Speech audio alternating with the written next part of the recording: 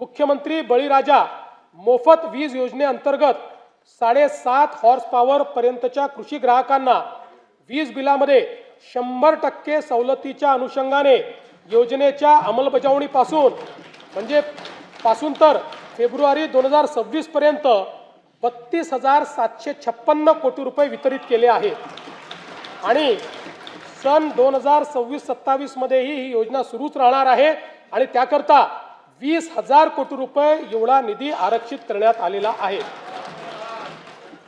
मुख्यमंत्री सौर कृषी वाहिनी 2.0 अंतर्गत एकूण 16,000 मेगावॅट सौर ऊर्जा क्षमता स्थापित करण्याचे उद्दिष्ट ठरविण्यात आले आहे।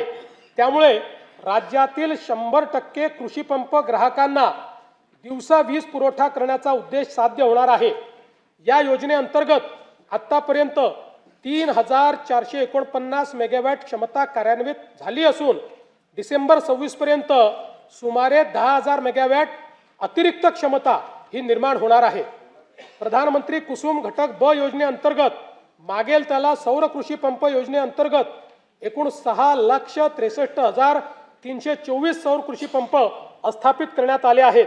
कुसुम घटक ब योजनेच्या अंमलबजावणीमध्ये महाराष्ट्र राज्य हे देशात प्रथम क्रमांकावर आहे।